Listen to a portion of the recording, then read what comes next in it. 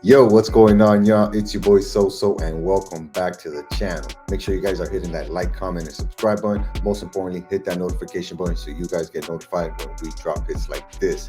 This week on OnlyFans is week 2. We lost to the Buffalo Bills, but we lost a little bit more than just a game.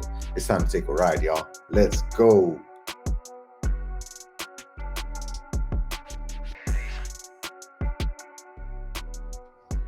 We are back, week 2.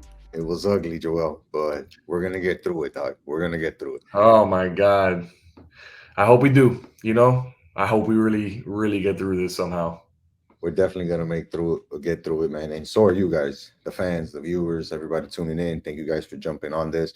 Make sure you're hitting that like, comment, and subscribe button. As always, hit the notification button for the next OnlyFans preview for week 3 because it's gonna be a real good one. But this is about week 2, and the Dolphins losing to the Buffalo Bills at home, 31-10. And let's just cut to the chase, right? The biggest important thing.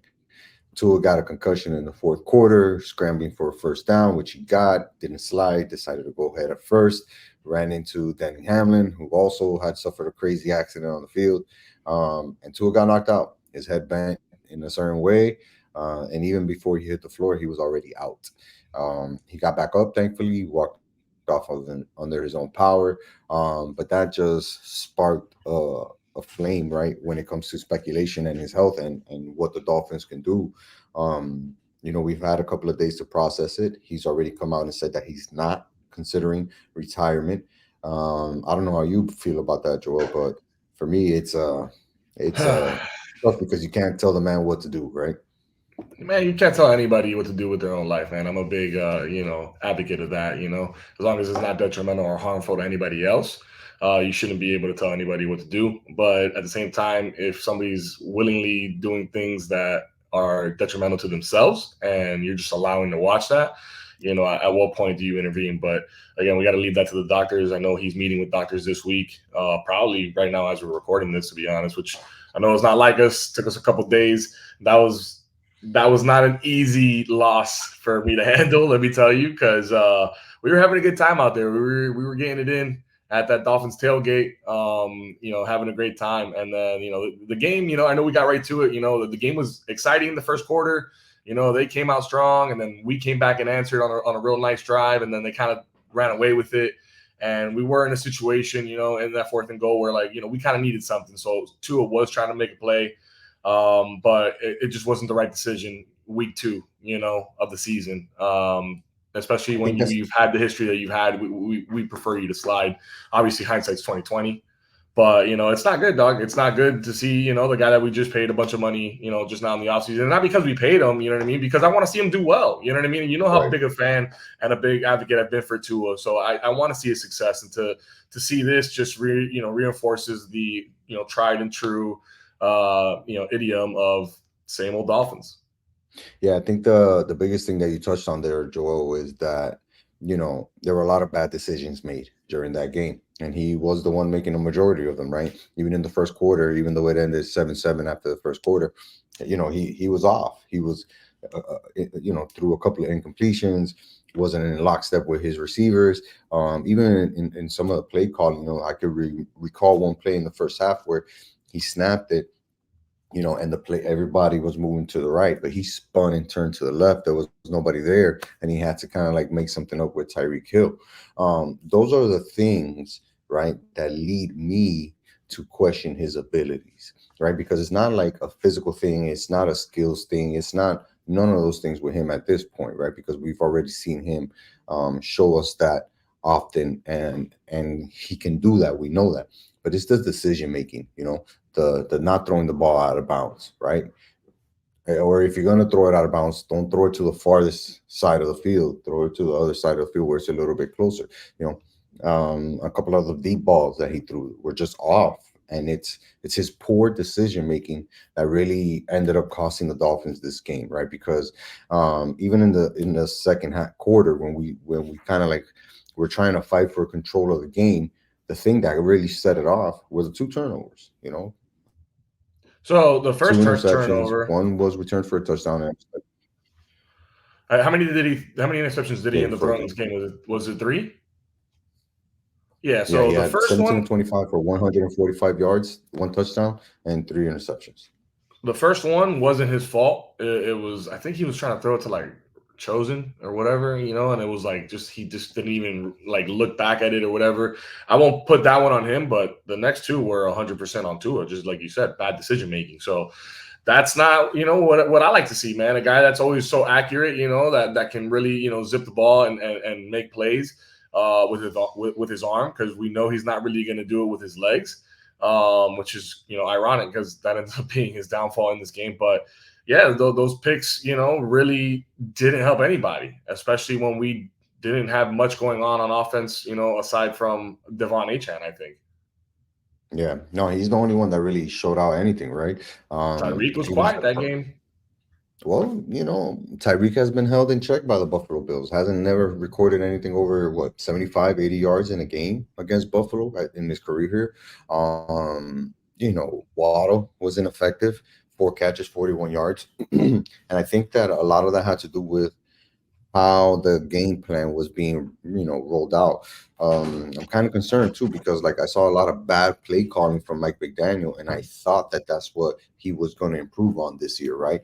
And in 2 games so far, it's like, all right, we got it. You have the schemes, you have this, that, but like, where's the consistency? Where's just the plain old good call, right? One of the things that stood out to me was the fact that when we got a first down, right, using Alec Ingold, right? Um, when we used him as a fullback, gave it to him, rushed it up the middle, boom, first down. And I was like, all right, cool, great play call, great timing, great everything. And then we line up for an important first down, and we try to set up in the same exact manner. It's like, okay, if you're gonna do that, maybe don't hand it off to Alec Ingold. I don't know if that's a tool. Everybody saw I that don't know if coming. that's everybody saw it coming, so it's like, all right, who's that on? Is that on Tua? Is that on Mike McDaniel? Like, it's hard to blame Alec because he has to run the play. Right. But those are the things that it's like, all right, this game was going to be lost regardless because of the way that we were playing, because of the way we were making decisions, and the way that we looked. We didn't look like we matched their energy at all, dog. Like at all. We didn't match their energy at one point in the game.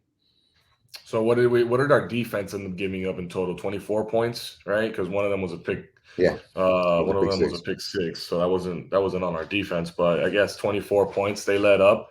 How'd you feel about the defensive side of the ball this game? The defense looked good, but the only problem was they couldn't do what they needed to do, right? Which is make Josh Allen get down on the ground, dog. Like, you have to tackle him when you have him inside the pocket. If he gets out of the pocket, don't go for jump fakes. Don't go for the pump fakes. A lot of people were falling for that. And he didn't even kill us with his arms or his legs, really. He had a very, very low standard of a game for himself, right? And he still was able to go out there, extend plays, find first downs, and do it to us over and over again. Right.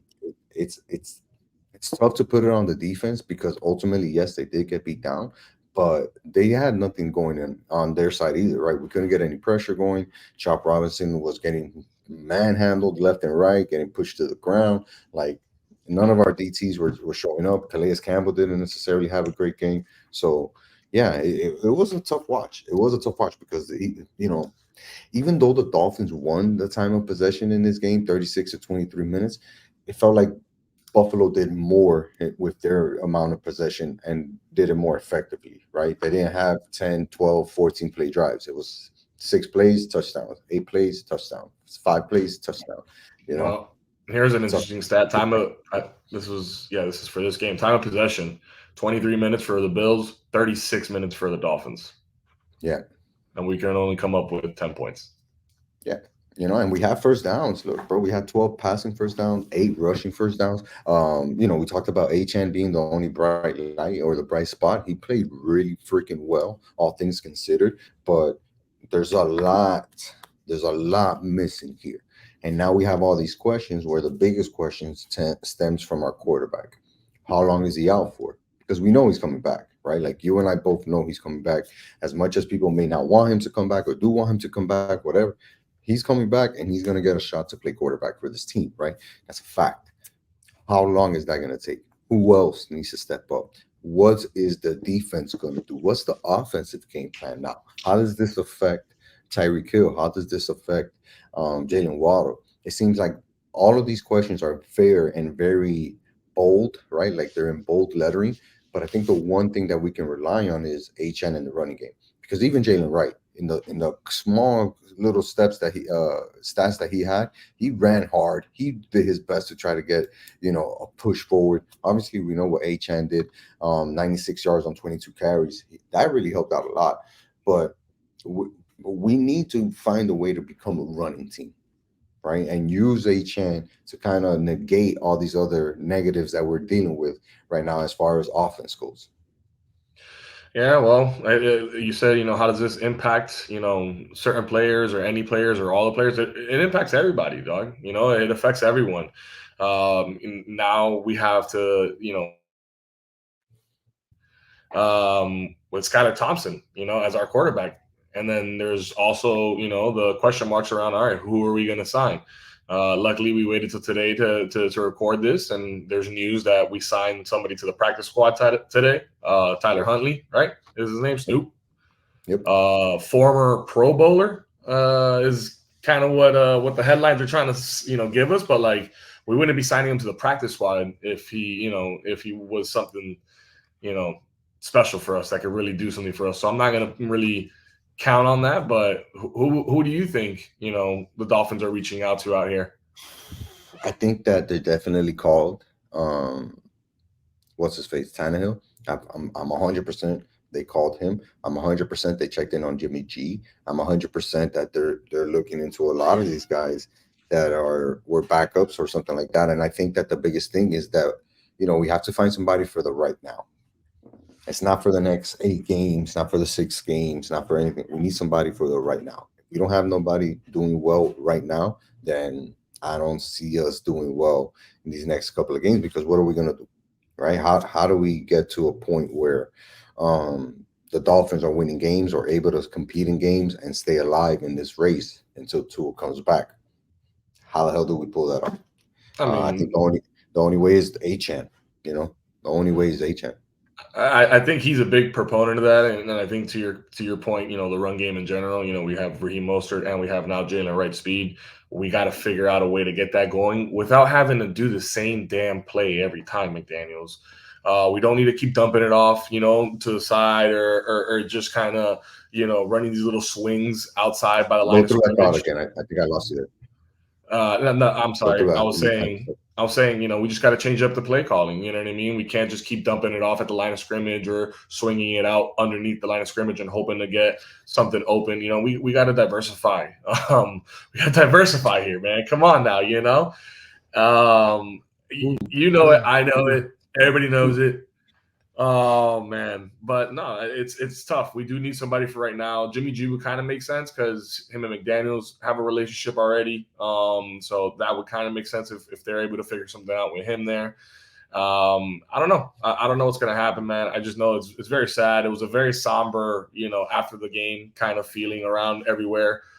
Even Friday, it was like, damn, man, did that really happen? Like, because I fight for the guy. You know what I mean? I was wearing his jersey at the game. I think that he is our guy. That's the reason we paid him.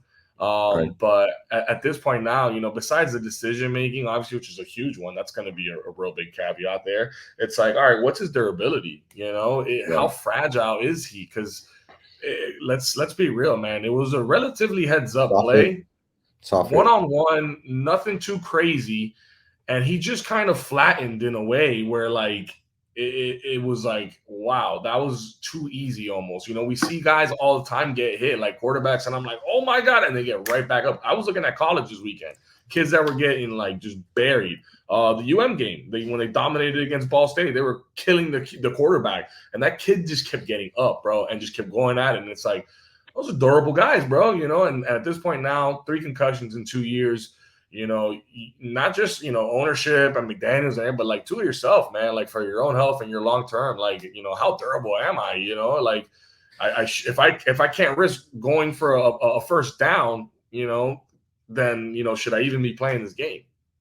Well, the tough thing about that, Joel, is like, kind of what we alluded to at the beginning of the show, right? Like, how do you tell somebody like, hey, you have to stop doing this, right? Especially if he keeps getting cleared, and that's the thing, right? He's gonna get cleared medically. He's already in hands of the best, you know, doctors when it comes to concussions and learned doctors and all these people who are specialists and all that stuff. Like he's getting this stuff taken care of, and he's taking it as serious as anybody could take it, right? Um, but it's his decision. It's his decision, and I think that if we're talking about what does he have to do to avoid that or get better at that? Simple. Make better decisions. Slide. We saw it yesterday over and over again. Plenty of quarterbacks sliding, sliding, sliding. Rarely are they putting the shoulder down and taking a hit. And that's one thing that Tua has to do, right? He has to be better with the mental aspect of the game.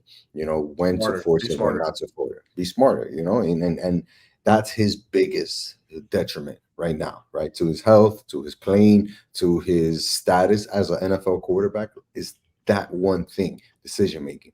Because even prior to him getting knocked out, he made bad decisions, the bad Yeah, interceptions, the bad throws, the bad play call, all of that shit falls on Tua, dog. yeah, And until yeah. he improves that, then he won't be our quarterback who takes us to the promised land. Not because we don't like him, not because he's a left-handed quarterback, not because he can't throw a deep ball. It's because he's going to make bad decisions that are going to cost us big games.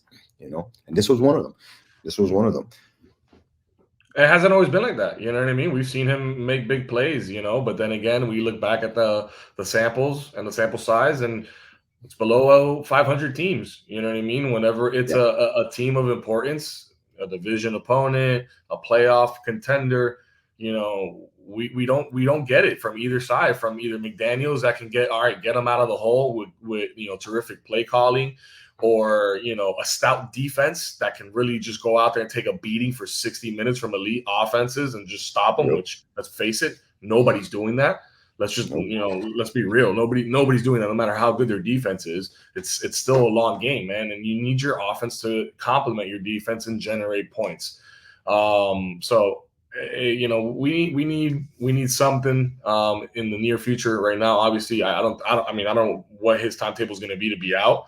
I would think it's going to be at least like 5-6 weeks, if I'm guessing. Is that too much? Is that crazy to think that, or I don't it's not think that's crazy enough? crazy at all. I don't think that's crazy at all. It's definitely going to be between 6 and 8 games, right? And if you think, all right, that's the case, relatively, that's half the season, right? And the most important half of the season is that second half, right? Which, let's say 8 games from now, the last 7 games of the season, 6 games of the season would be obviously critical.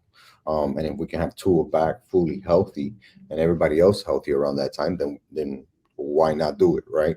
The problem, Joel, is it becomes the immediate, right? Because now we got to face the Seahawks, who are 2-0. We got to go on the road up to Seattle, and try to get a big win, right? And not have a back-to-back loss, right? Um, it's going to be interesting to see what we do at quarterback. Today's only Monday, at the time where we're recording this, so let's see what happens, right? Obviously, we're going to do a preview this week as well, but it's going to be tough. It's going to be tough. This next matchup against Seattle is going to be tough.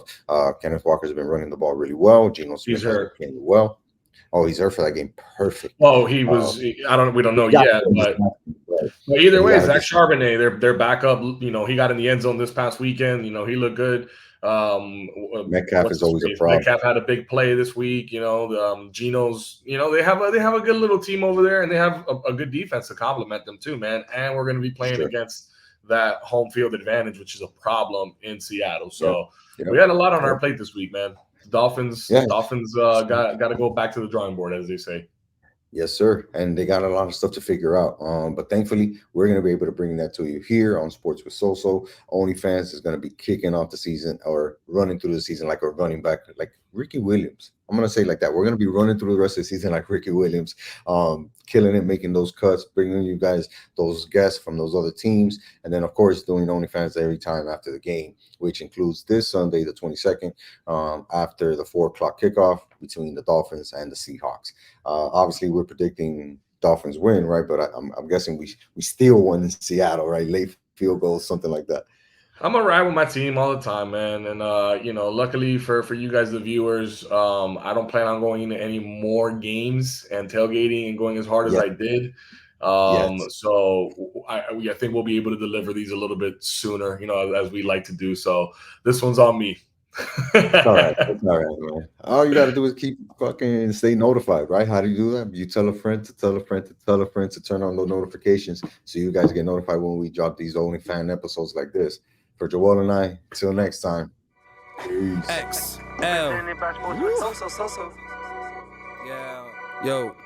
Fans up in the building, rep the gear from toe to ceiling. 305 stays on the brim, by 95 we popping wheelies. On the way out to the rock, time to see the trio fly. OBJ, Tyreek and Waddle, speed and swag solidifies. Tours Babby in the pocket, got my D coordinating. With the Weaver operating, on the sideline formulating. Strategizing for that dub, let's get A-Train on the track. Chubbs and Ramsey, Phillips healthy, boy, we bout to crack some backs. Time to change the narrative, F off with all due respect. Criticism at its finest, break the cycle down the stretch. Top dog offense in the league, let's keep it going postseason. Bring that heat in cold weather, that's a Dade County reason. OnlyFans, presented by Sports with SoSo. Presented by Sports with SoSo. Cheetah cruising on that flash mode. Flash mode. On that flash. Cheetah cruising on that flash mode. To approve that cash flow. Cash flow. To approve that cash flow. Waddle sliding like Sub-Zero, zero. Sliding like Sub-Zero, zero.